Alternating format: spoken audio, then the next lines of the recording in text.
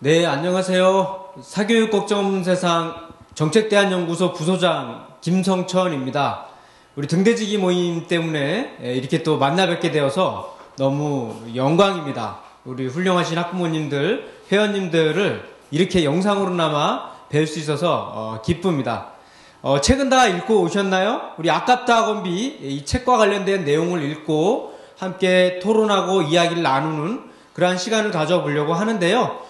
그래서 좀 뻘쭘하잖아요, 그냥 시작하기에. 그래서 저희가 간단한 브리핑 자료 내지는 생각할 만한 그런 내용을 좀 더 담아서 PPT로 좀 설명을 해드리고자 합니다. 이 내용을 읽으시고 이 내용을 보시고 함께 이야기를 나누면 더욱더 풍성해질 것이라고 생각합니다.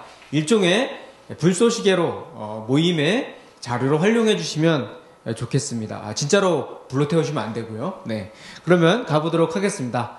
자, 사교육비 문제 때문에 고민들이 많으시죠. 그리고 사교육 문제 때문에 또한 고민이 많으십니다. 우리나라에서도 사교육을 어떻게 하면 해결해 볼까 하는 고민들이 상당히 많이 있습니다. 국가적인 고민들도 있고 그렇습니다만 우리 개인적으로도 상당히 많은 고민들이 있으시죠. 당장 돈이 문제죠. 여기 사교육비 관련되어 있는 그 비용들을 보시더라도 진짜 우리 늘 빠듯한 가계 상황에서 달달이 나가는 몇십만 원의 사교육비 만만치 않은 부담이 될 겁니다. 자, 그럼 우리 오늘 한번 먼저 아깝다 학원비 이야기를 하기 전에 사교육비와 관련되어 있는 이야기를 한번 다뤄볼게요. 2010년도 통계청 자료에 의해서 그 사교육비 관련되어 있는 그 통계조사가 발표가 되었거든요. 이 내용들을 보면서 우리 집 상황은 어떨까? 우리 등대지기에 오신 분들의 상황은 좀 어떠할까를 한번 같이 나눠봤으면 좋겠습니다. 자, 사교육에 참여할 거냐 말 거냐를 결정하고 있는 주체는 누구일까요?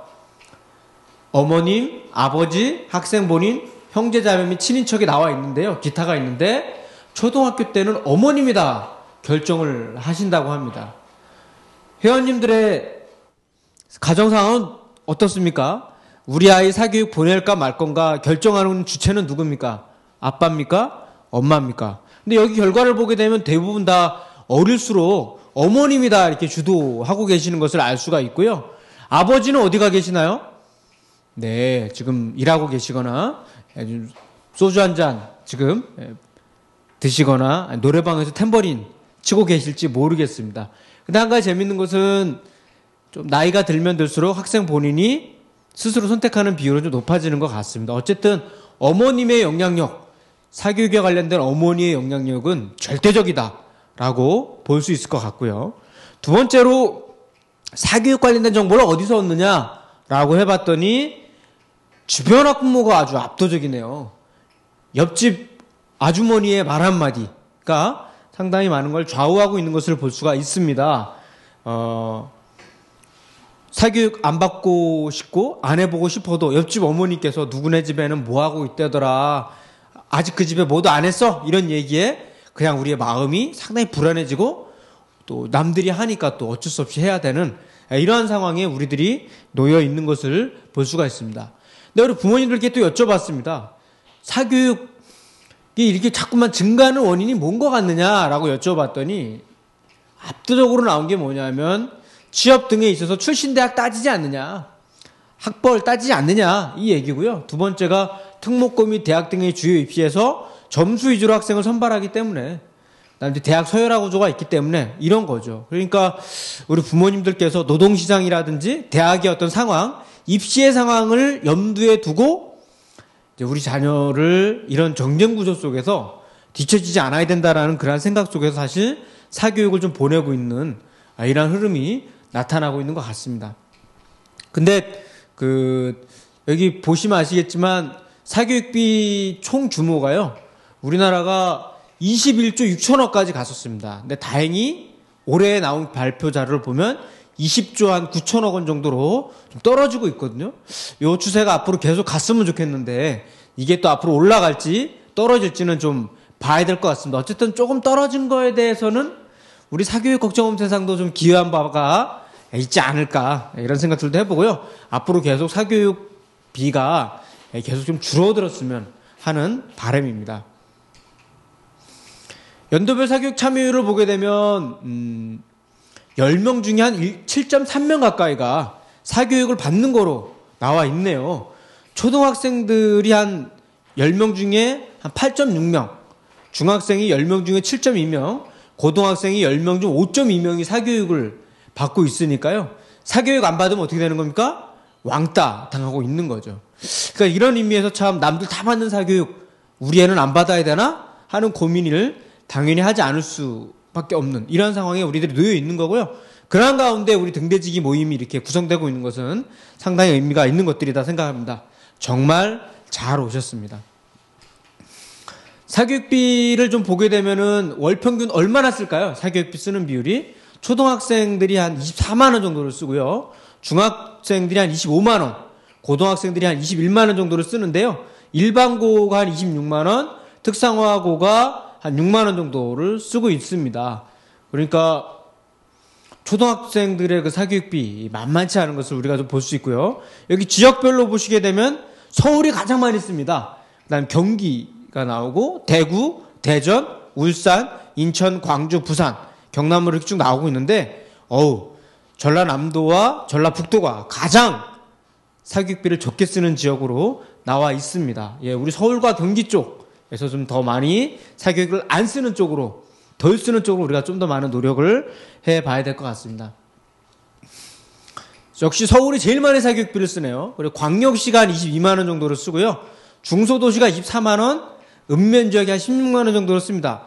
근데 생각보다 사교육비를 덜 쓰네? 라고 생각하실 수 있는데요.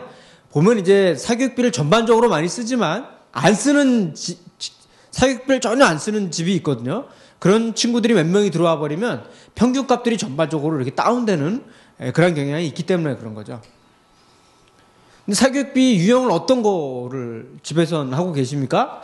여기 보시면 개인 과외, 그룹 과외, 학원 수강, 방문학습지, 유료 인터넷 통신 이런 게 나와 있는데요. 가장 많은 사교육 유형은 뭘까요?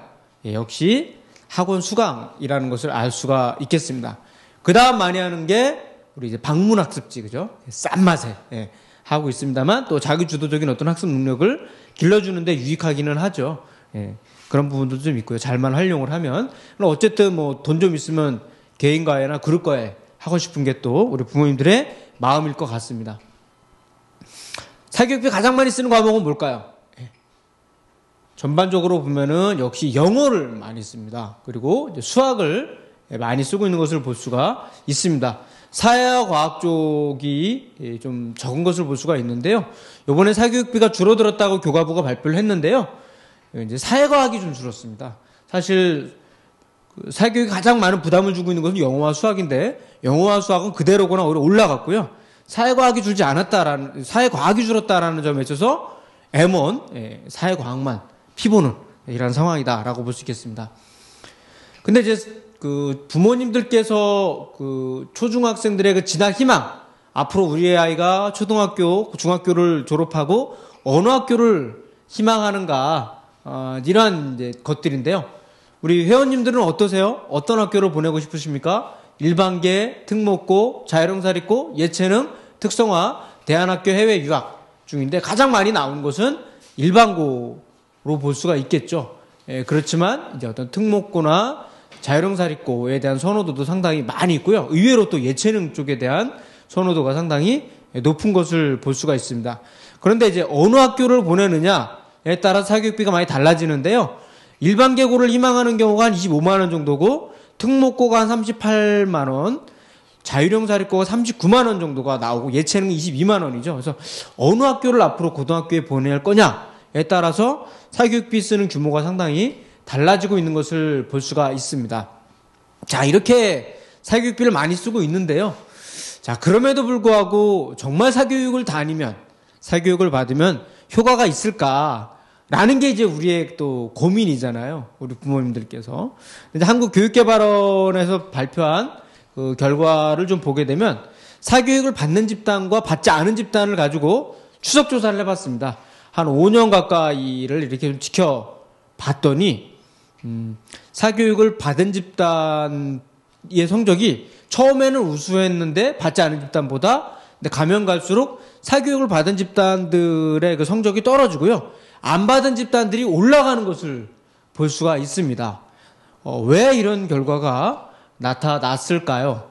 또 이제 이런 연구뿐만 아니라 이 피사 성적을 가지고 분석한 성기선 박사의 연구 결과를 좀 봐도 과학 과목을 갖고 좀 성적을 봤더니 과학 사교육에 시간을 투자하면 투자할수록 오히려 마이너스로 나오고 있는 것을 볼 수 있는데 더 중요한 것은 성적에 영향을 미치는 것들이 효능감과 즐거움입니다. 그 과목에 대한 자신감이 얼마나 있느냐, 얼마나 즐거워하느냐 이런 것들이 있다라는 거죠. 그러한 의미로 보게 되면 과연 우리 아이들이 행복하게 즐겁게 과연 사교육을 받고 있느냐라고 봤을 때 억지로 다니고 있거나 문제 불의식으로 인해서 마지못해 다니고 있다. 그런 학생들은 사실 학원의 효과가 별로 크지 않을 가능성이 있다라는 것을 알 수가 있고요. 여기도 한 가지 재밌는 것은 특목고와 일반고 학생들을 봤더니 대학교 때 성적을 봤더니 특목고 학생들이 오히려 좀 대학교 때 성적이 갈수록 떨어지고 일반고 나온 학생들이 성적이 올라가는 거죠. 이것은 이제 특목고 학생들이 사교육을 많이 받고 있는 집단들이거든요. 근데 이 학생들이 어떤 대학교 가면은 그 약발이 많이 좀 떨어진다라는 것을 알 수가 있겠고요. 이것은 이제 한국개발연구원에서 사교육을 받은 집단과 받지 않은 집단을 가지고 분석을 해봤는데 대학교의 학점과 수능 성적을 가지고 비교해 봤습니다. 해봤더니 사교육 받지 않은 집단들이 받은 집단보다 대학교 학점과 수능 성적이 좀 높게 나오는 것을 볼 수가 있었거든요. 이런 의미로 보게 되면은 사교육의 효과가 꼭 있느냐?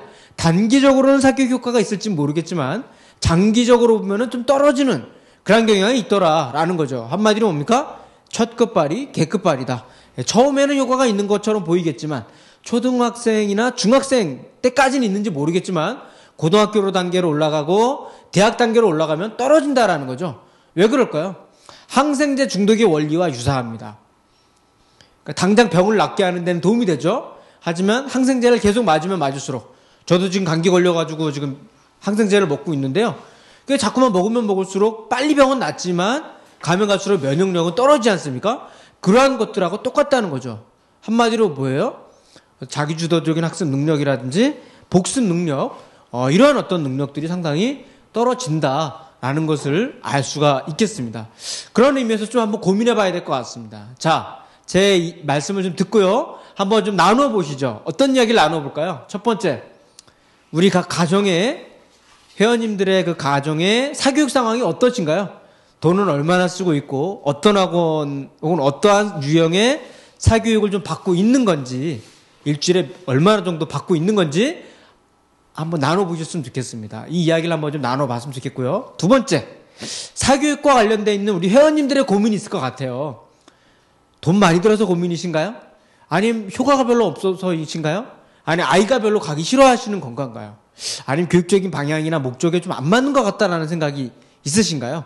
사교육과 관련되어 있는 우리의 고민 혹은 아이 교육과 관련되어 있는 자신의 고민들에 대해서 한번 회원님들 간에 나눠보셨으면 좋겠습니다. 세 번째, 보시다시피 우리나라 사람들이 사교육 많이 받고 있잖아요. 전 세계적으로 이런 유례가 없는데요. 이렇게 사교육을 많이 받고 있는 이유가 도대체 뭐 때문일까요? 왜 우리는 이렇게 사교육을 많이 받을까요? 불안 심리 때문인가요? 아니면 정말 노동시장 상황까지 바라보면서 대학 상황까지 바라보면서 학력주의와 학벌주의 사회인 한국 사회에서 우리 아이 손해보지 않고 살았으면 좋겠다라고 하는 그 마음 때문인가요? 도대체 왜 우리는 사교육을 안 받으면 이렇게 불안해하는 걸까요? 이 부분에 대해서 한번 좀 왜 그런가 우리 한번 나누어 봤으면 좋겠습니다. 근데 어떤 연구 결과를 보면 사교육의 효과가 별로 없거나 제한적인 것으로 나옵니다. 이거에 대해서 어떻게 생각하세요? 연구는 그렇게 나왔는지 모르겠지만 나는 거기에 대해 동의하지 않는다. 왜냐하면 뭐 나름의 어떤 이유가 있으실 것 같아요. 그 이유는 또 무엇일까요? 아니면 이 내용에 대해서 나는 또 동의한다. 그 이유는 이런 것 같다. 라고 한번 생각이 드실 수도 있을 것 같은데요. 그 내용과 관련되어서 한번 토론도 해보시고 이야기도 함께 나누어 보셨으면 좋겠습니다.